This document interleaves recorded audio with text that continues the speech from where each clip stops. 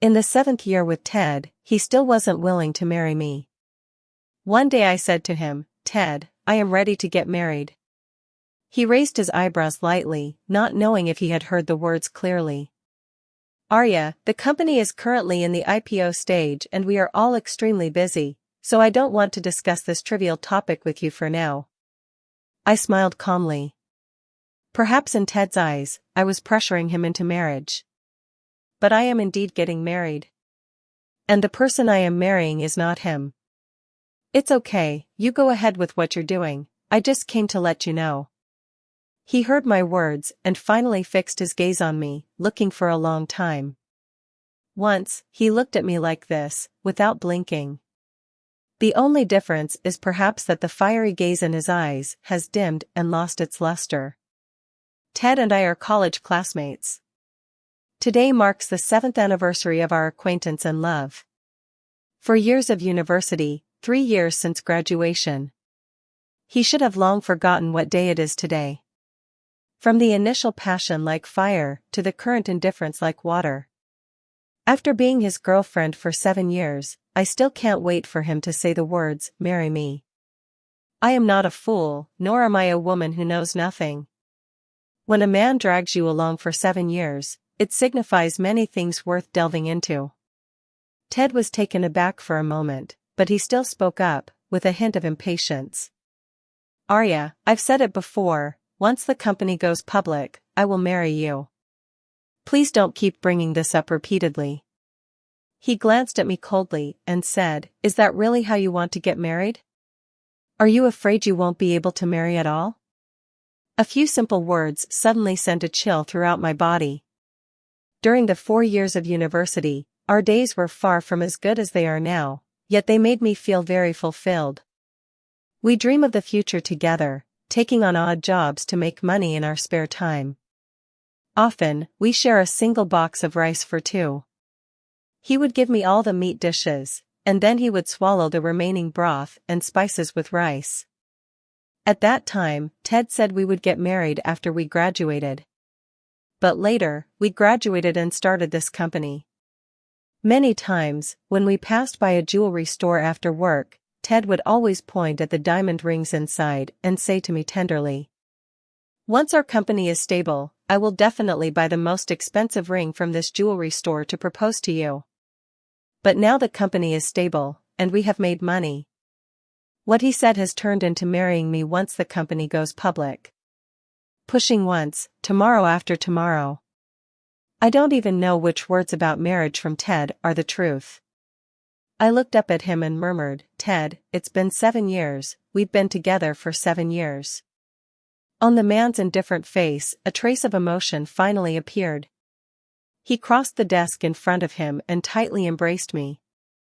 "Arya, I know you've been waiting for a long time, but now is a critical moment for the company, I can't be distracted. I must put all my energy into work. This is a company that we worked so hard to establish, and we have finally come this far, you should be able to understand me, right?"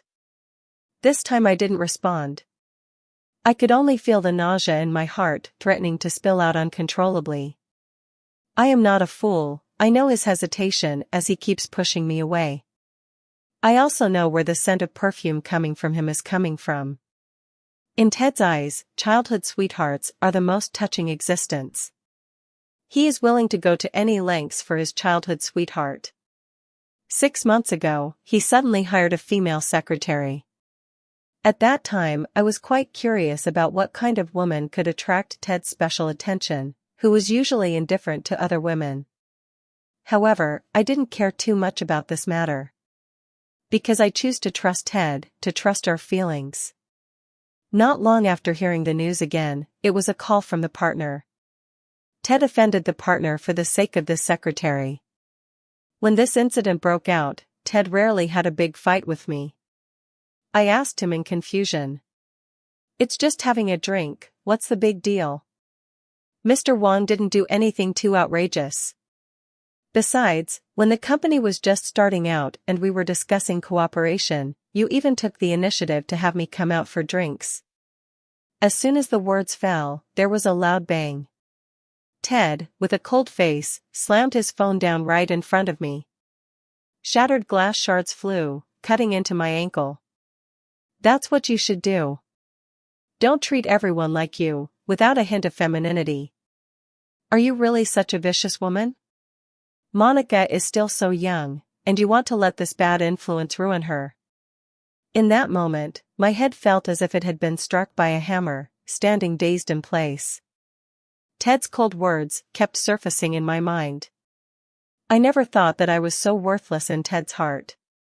But if I hadn't desperately participated in the drinking parties back then, the company would never have developed to this point. There will never be days when he can be so carefree and at ease as he is now. After that argument, Ted and I didn't speak a word to each other for a whole month. Finally, on his birthday, I took the initiative to admit my mistake. I personally made a birthday cake for Ted.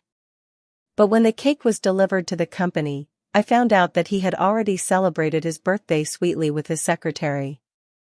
From that day on, I realized that his secretary Monica was actually his childhood sweetheart. And he could put me through all the embarrassment for the sake of his sweetheart. A sudden sound of footsteps interrupted my thoughts in the office. Monica pushed the door open without the slightest pause. Holding my Ted, he instinctively pushed me away and stood up straight. I frowned slightly and deliberately said, "Secretary Monica, don't you ever knock before entering the president's office?" Monica replied with a look of grievance, "Arya, I've always been like this. Mr. Ted also said I don't need to knock when I enter the office." Although the answer had long been in his heart, at this moment, his nose couldn't help but feel a bit sour. Monica truly is the most special person to Ted.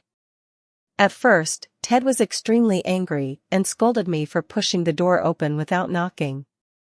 "You say I have no sense of propriety at all. This is the company, not my home." Then, a new rule was specifically announced within the company, which is to knock before entering. Perhaps sensing that I was in a bad mood, Ted stood in front of me and only spoke after letting Monica out. "Monica is still young, and there are some things she just can't remember. Please don't deliberately target her." Every time I hear Ted say this, I can't help but laugh. When he says still young, he is only 3 months younger than me.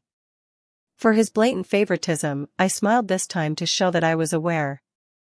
But secretly, my hands had long since clenched into fists.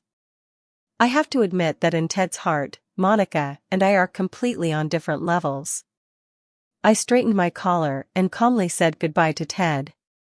"I've said everything I needed to say today, so I won't disturb you any longer. I'm leaving now." He frowned. It seemed he had completely forgotten what I had just said. Seeing that I was about to go out, Ted couldn't help but ask me, "Arya, what did you just say?" I didn't quite catch it. A wave of sourness instantly surged to my eyes, and as I took a deep breath, I was about to repeat what had happened. Monica pushed the door open once again. She paused for a moment, stuck out her tongue at Ted, looking all sweet and adorable. "I'm sorry, Ted, I forgot to knock again." Ted smiled indulgently and patted her on the head. "It's okay, what is it this time?" "Ted, it's already lunchtime. I heard there's a really good Japanese restaurant. Would you take me there?" Ted agreed without any hesitation. He forgot that I still had unsaid words. Before leaving, Ted suddenly turned around. "Arya, it's noon, do you want to have lunch together?" I was momentarily stunned. A bit dazed. Think about it, when was the last time I had a meal with him? Since Monica appeared, it seems that his world has become only about her. Coming back to my senses, I smiled and declined. "No need, you all go ahead. Some things may have long lost the chance to continue." After leaving the company, I walked straight towards the parking lot. After getting in the car, I took out my phone and realized that I had unknowingly been crying. I wiped away my tears haphazardly, took a deep breath, and called home. "Good daughter, why did you suddenly think of calling Mom today?" I held back my choked voice. Mom, I agree with the family's opinion. I can marry at any time. Really? Mom's surprised voice came through, and soon she sighed again, advising me, Mom knows you have a boyfriend you've been with for 7 years, but after all this time, he still doesn't want to marry you. As women, we don't have many 7 years to wait. Once youth is gone, this man will be even less likely to marry you. However, that being said, Mom still hopes she won't act on impulse. Marriage is a significant matter and cannot be taken lightly. At this moment, I can no longer hold back my tears. Mom, I know, I wasn't impulsive, this time I listened to you. After hanging up the phone, it took me a long time to calm down. I touched up my makeup and then headed to my destination. When I arrived at the restaurant, I frowned. I didn't expect the location I had booked to be a Japanese restaurant. It couldn't be such a coincidence that I would run into the person I least wanted to see. Just as I walked into the hall, Monica's voice came from behind me. She looked at me with a proud expression, smiling brightly. Arya, how did you end up in this Japanese restaurant? Just now Ted invited you, and you refused, so how come you're quietly following us now? You wouldn't do this on purpose, just to embarrass Ted, would you? I didn't say anything, nor did I intend to get entangled with her. Just as I frowned, my phone in hand vibrated once. The box number was sent over, and coincidentally, it was right next to Ted's box. Arya. Monica called out to me, running up and blocking my way. These days, the company has been preparing for the IPO, and Ted is already extremely busy. Can't you stop bothering him so he can have a little ease? And it seems like you are already in your 30s, right? Most people your age are already married with children. Instead of bothering Ted all day, why not think about how to live the rest of your life properly? Her series of words, even I, no matter how dull, could tell that she was provoking me again. The footsteps that halted continued to advance, the gaze calm, yet carrying a hint of disdain as it looked towards Monica. Is this the tone you use when speaking to the company leaders? Even though I am no longer employed by the company, I am still a shareholder, so who gave you the right to speak to a shareholder like this? Moreover, this is between Ted and me. When did it become your business to interfere? The fierce aura made Monica involuntarily take 2 steps back. She also didn't expect that I would have such a strong attitude. Or feeling embarrassed, she bit her lower lip and said firmly, what I said is all true. If you can't even accept these plain facts, what right do you have to be a shareholder in the company? Moreover, Ted and I grew up together, we were childhood sweethearts. He has said that in this lifetime, he will only marry me, and I am his wife. Why can't I take charge of this? Saying this, she glanced behind me and, without waiting for me to speak, put on a pitiful expression. I'm also thinking of the company. If Arya, you're still not satisfied, then just fire me. With me here, who dares to fire you? Ted walked out of the booth, his aura very low, and after giving me a cold glance, he said. Arya, Monica is just a little girl who came here to work away from home. Can you tone down your attitude as a young lady and not take out all your frustrations on her? If you have any discomfort or dissatisfaction, you can come directly to me. Don't make things difficult for Monica. He directly took me as the culprit without even asking, and an indescribable sense of frustration surged in my heart. I closed my eyes, forcibly suppressing the bitterness in my heart, and let out a deep breath. Ted, aren't you going to ask me why I'm going to fire her? I originally thought he would ask nicely and then communicate clearly. But I never expected Ted to snort coldly. With your arrogant and overbearing attitude, what else do I need to ask? Monica is timid and has been pitiful since she was little. I am her only relative here, all alone. I will not allow you to do anything to hurt her. Monica, looking pitiful, tugged at Ted's shirt corner, her eyes red and biting her lip as she stubbornly said. Ted, you shouldn't be upset, because Arya and I had a fight.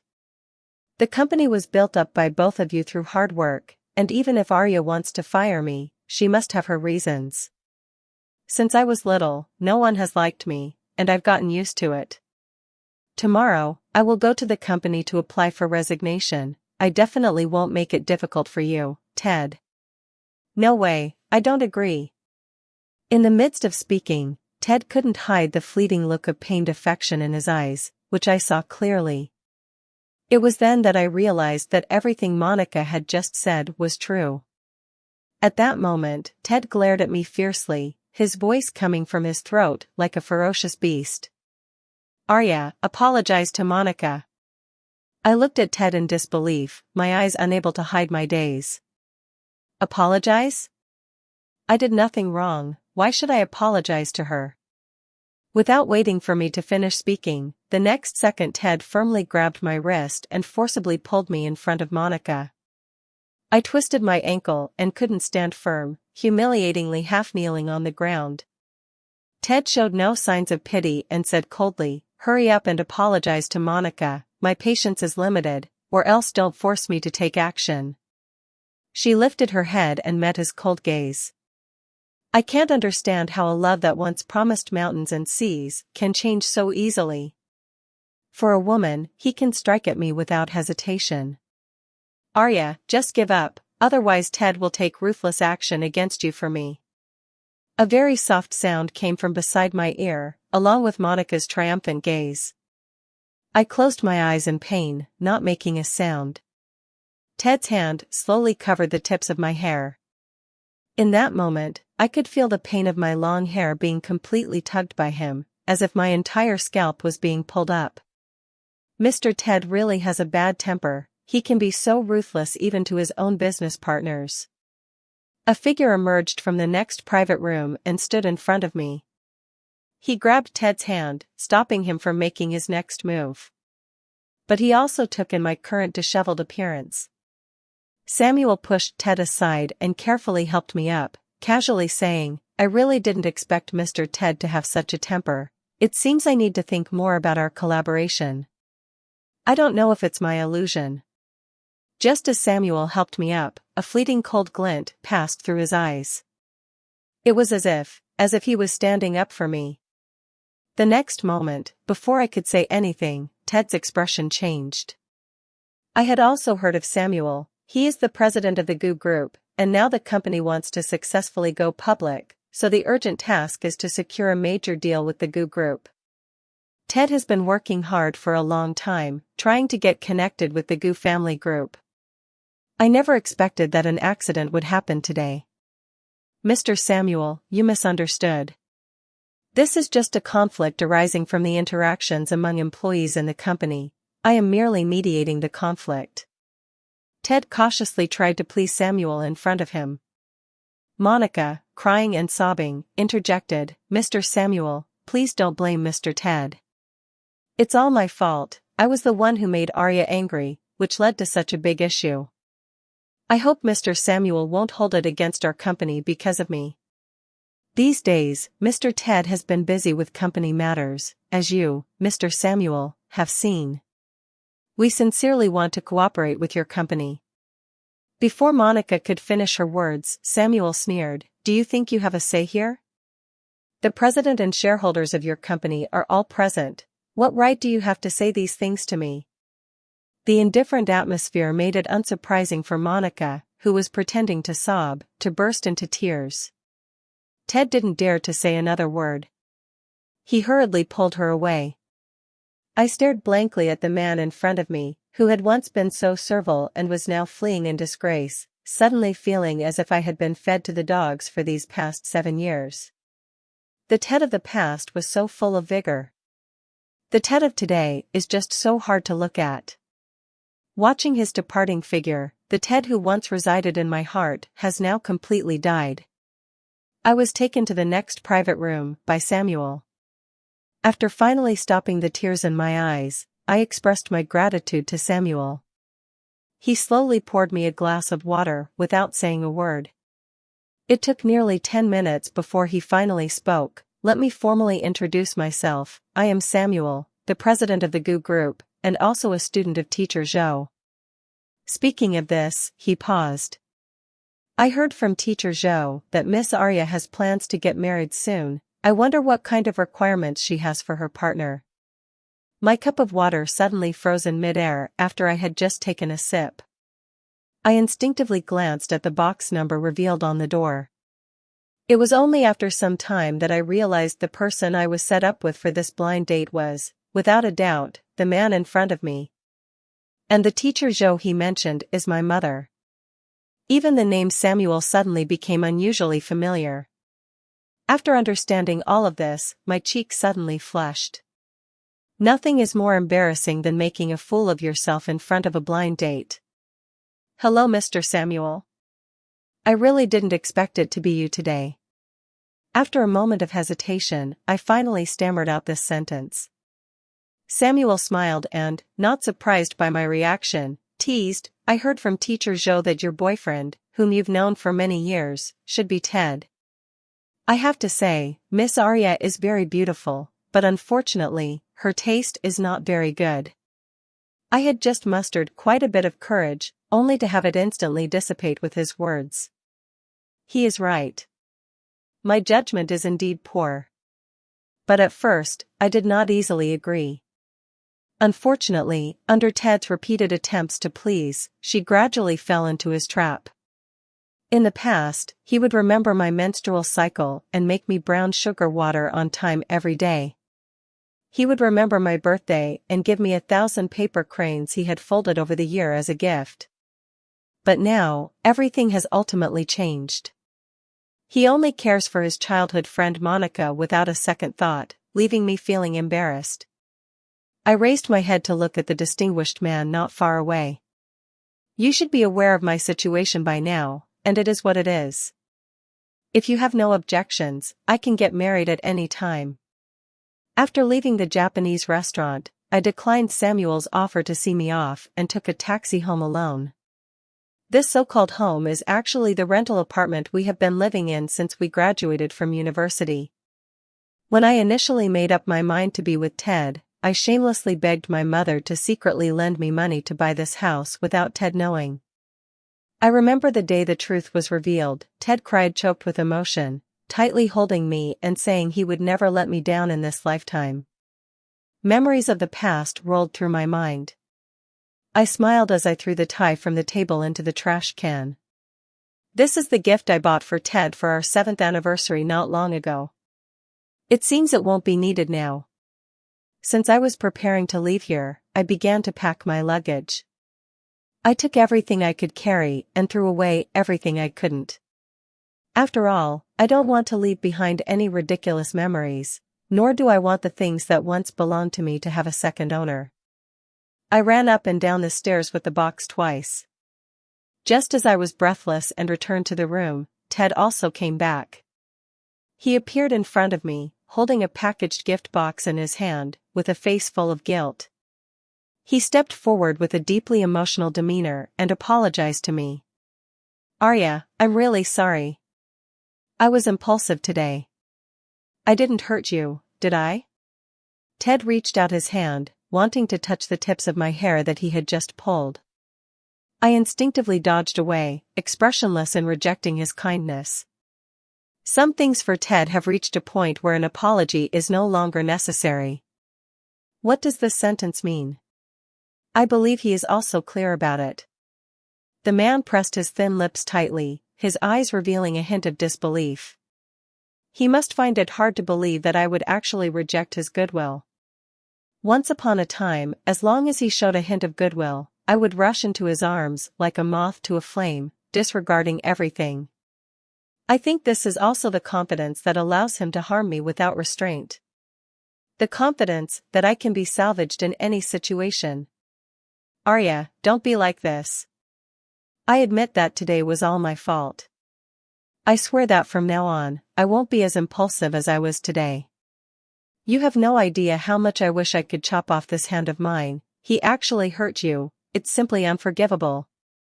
Ted swore solemnly, shaking the right hand that had just pulled my hair.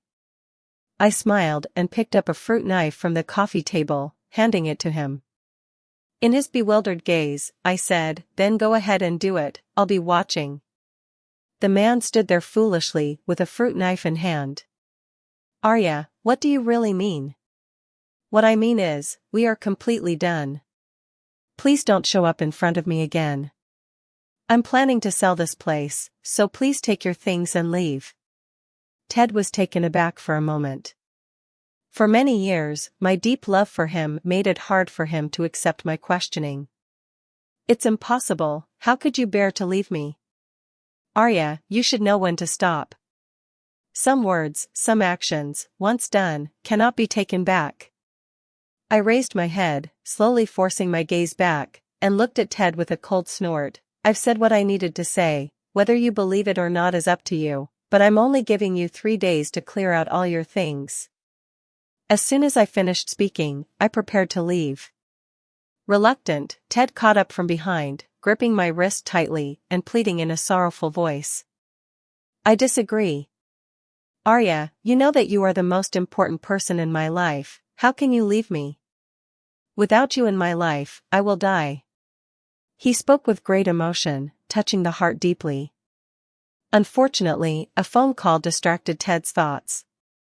Monica's sobbing voice came through the phone. Ted, it's all my fault. I ruined all your efforts these days. I'm leaving, please don't come looking for me. After the phone call ended, Ted was flustered and at a loss. He didn't even notice when his phone fell to the ground and shattered into pieces. The last time I saw him so uneasy was the day I was hospitalized for a stomach bleed from drinking too much. It seemed as if his words echoed in my ears. Arya, if you don't wake up, I will definitely go down to be with you. I suddenly called out to the man who was about to rush out. Ted, I'm giving you one last chance. If you walk out that door today, it's over for us. He paused for a moment in his footsteps, seemingly oblivious to my words. After a long while, I walked to the window and watched a black sedan rush into the night. I pushed the suitcase, closed the door, and left. This self-degrading love affair has finally come to an end. I didn't expect that the person who came to pick me up after the plane landed was none other than Samuel, whom I had just met yesterday. He stood there in a black cashmere coat, tall and expressionless. Until I walked out, a hint of warmth that was hard to detect emerged from the icy coldness surrounding me. Before I could react, he had already strode over, took the suitcase from my hand, and draped his coat over my shoulders. The climate here is a bit colder, dress a little warmer. I foolishly nodded. For a moment, I didn't even know how to respond. I could only quietly lower my head and glance at this aloof man out of the corner of my eye, but suddenly felt a warmth in my heart. At least, this is the warmth I have always wanted. After Samuel sent me back to the neighborhood, I thought it over several times, but in the end, I still couldn't muster the courage to invite him to come over and sit for a while. When I shyly looked at him, he didn't take it seriously at all, just gently reassured me, get some good rest, I'll come to propose again tomorrow. In a single sentence, my face became more radiant than the evening sky, and I exclaimed in surprise. Ah, so soon? He laughed, a hint of joy in his voice. Yes, we need to hurry, or else I'm afraid you might run away again. I couldn't understand the meaning of this sentence, and Samuel had already driven away. Back home, my mother happily arranged the bed sheets for me, tears streaming down her face as she wiped away the tears from the corners of her eyes. My good daughter, you have finally come back. At this point, I couldn't help but burst into tears. Since I insisted on going out to start a business with Ted, I fell out with my family. It has been a long, long time since I last returned home. Ted always said that once he achieved success, he would definitely take me home and would surely win my parents' forgiveness. However, his words were pushed back again and again. Even now that the company is nearing its IPO, he still has no intention of fulfilling his promise. Looking at my mother's already aged face, my voice trembled. Mom, this time I will never leave you again. Even my dad, who had fallen out with me, was shaking his shoulders in the corner of the living room, behind my back. After nightfall, I lay in bed. My phone suddenly vibrated. As soon as I answered, Ted's voice came through. "Arya, where have you been? I've called you so many times, why don't you answer, and why did you block my number? Why did you change the locks on the house? How long are you going to make a fuss about this?" I calmly listened to Ted's roar and coldly replied, "I've already sold the house, and we are done, Ted. There are some things I don't want to say a second time. It's impossible to end, I never agreed to end it. Our lives have just begun. How can you leave me? How can you bear to leave me?" His voice was filled with fear, yet I felt an overwhelming sense of irony. "Alright, I need to rest now, don't call me again in the future." Before hanging up the phone, Ted was still frantically asking me where I was. A ridiculous question. Only now do I realize how laughable these past 7 years have been. After dozing off in a daze, the next day I was awakened by a series of enthusiastic noises. As soon as I finished getting dressed and stepped out of the bedroom, I saw that Samuel had really come to propose. A group of people carrying various gifts had already filled the house, and they continued to come and go in an endless stream. That man stood out in the crowd, particularly striking. "Awake? How was your rest?" I suddenly woke up and said in a panic, "Why are you here, and why did you bring so many things? Didn't I already tell you yesterday that I came to propose to you?" I was stunned for a moment, and it took me a long time to slowly say, "I thought you were just joking." The man suddenly bent down, his handsome and extraordinary face appearing in front of me. "I never joke around, when I propose, and when I say marriage, I mean marriage." My family naturally began to prepare for my wedding. The lively sounds of friends and relatives started as they sent wedding invitations. Even the windows at home were adorned with large red characters of happiness.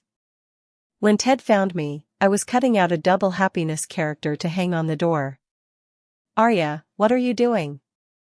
Hearing a familiar voice, I turned my head. After half a month apart, he had become much more haggard. It really was hard on him, I wondered where he had found out where I lived. "Long time no see, Ted." In fact, I have imagined many scenarios of meeting him again. I just didn't expect that when I faced him once more, there would be not a single ripple in my heart. It was as if I were facing a very familiar stranger. He stumbled in front of me, looking at the character for happiness on the window of the door, revealing a mix of terror and a glimmer of hope. "Is someone in your family getting married, Arya? Congratulations." I smoothed out the few ripples in my heart and smiled slightly, saying, "Didn't I already tell you that I'm getting married? But thank you for your blessing." In an instant, Ted seemed struck by lightning. He ultimately couldn't steady himself and fell to the ground. After a brief moment of confusion, he grabbed my pant leg, his terrified voice coming out in broken fragments. "I know, Arya, wait for me, I will go buy a set of groom's attire right away. We are getting married, this time we will definitely get married, nothing can stop us from being together." I don't know why, but seeing him with this helpless expression now makes me feel disgusted. After waiting for him for so long, he actually shows up now. I took 2 steps back and shook off his hand. "Ted, I'm sorry, my groom is not you." He stretched out his hand in the air, which suddenly froze. After a long time, he finally managed to utter in a hoarse voice, "It's impossible. Arya, you love me so much, how could you leave me and marry another man? You said you would always be with me, this is the promise you made. But you also said you would marry me, yet you keep postponing it, not fulfilling your promise." I interrupted him without hesitation, "The one who broke the promise first is you, Ted, so you can't blame me." Suddenly, he seemed to be frozen like cement, and in his ever-expanding pupils an endless fear spread out. I lost interest in continuing to argue with him and turned to go inside the house. Mom asked who I was talking to outside the door, and I replied slowly, "Someone I know, but not too well." At that moment, a heavy thud was heard outside the door, accompanied by a faint groan. I calmly pushed my mother into the house and continued discussing my marriage. Until the next day, I opened the door to take out the trash. Ted was actually curled up in the hallway. Seeing me, he immediately struggled to get up. "Arya, give me one more chance, this time I will not let you down." He spoke so pitifully that he wasn't even prepared to keep his last shred of dignity. "Otherwise, I will keep watch at your doorstep, and I won't let you marry anyone else." I really can't understand this man. When I no longer want you, why do you have to act as if you are deeply in love with me and can't live without me? Ignoring the somewhat crazy Ted, I directly called the police. When he was taken away, he still called my name as if he had gone mad, saying he loved me over and over again. In the days that followed, Ted did not appear again. Until the day of my wedding, when Ted showed up at the ceremony, dressed in a groom's outfit. In the crowd, he stumbled towards me, holding the diamond ring he had promised me back then. "Arya, look at this diamond ring I bought. We can get married." I looked at the diamond ring in his hand with a cold smile. I extended my hand, gesturing to the larger, more dazzling ring already on my ring finger. "Ted, why should I give up this diamond ring for someone like you who is nothing?" The man suddenly slumped to the ground as if he had lost all his spirit, muttering to himself repeatedly, "How could it be? How could you really give up on me?"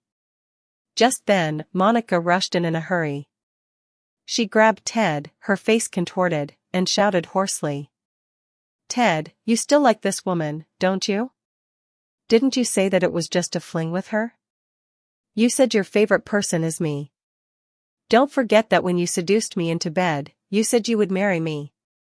Such a shocking statement left everyone present in astonishment. This man is simply garbage, wanting to play both sides. Fortunately, the girl from the Song family woke up in time, otherwise, she would regret it for the rest of her life. Although I had my suspicions long ago, hearing this fact now still ignites a fire of anger within me. Ted really didn't expect you to be so sentimental. You can generously give the same line to several women, aren't you afraid of committing bigamy?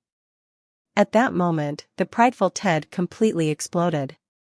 He rushed up and grabbed Monica's arm, pulling her up in a fit of anger and humiliation. "Are you crazy? I've taken care of you for so long, and now you want to ruin my good thing? Do you really think I wouldn't dare to hit you? You are just an ordinary family, what makes you think I would marry you? You always compare yourself to Arya, but have you ever looked at yourself to see where you can compare to Arya? If it weren't for this face of yours, you wouldn't even have the qualification to get close to me." As soon as Ted finished speaking, Monica completely lost it. Screaming, she tried to grab his face, but Ted had already prepared and kicked her away. But he didn't expect that this time Monica was prepared. She pulled a fruit knife from her pocket and lunged at Ted. Ted's eyes widened. The two embraced tightly in a position of close embrace, the crimson blood gradually pooling on the ground. Immediately, Monica attacked Ted like a madwoman, stabbing him again and again, while shouting, "You are mine, and no one can take you away." Suddenly, a pair of gentle hands covered my eyes, and a soft whisper came to my ear, "Don't look, it's too bloody, come with me." Samuel's big hand pulled me outside. When I opened my eyes, I realized we had arrived at a hall. All my relatives and friends are already waiting for my appearance in the hall. Samuel slightly raised the corner of his mouth and reached out his right hand to me. "Let's begin, my dear lady." I couldn't help but laugh, reaching out to hold his palm. In the fervor of youth, it is inevitable to encounter some wrong people. But as long as you keep going, the right person will definitely appear before you.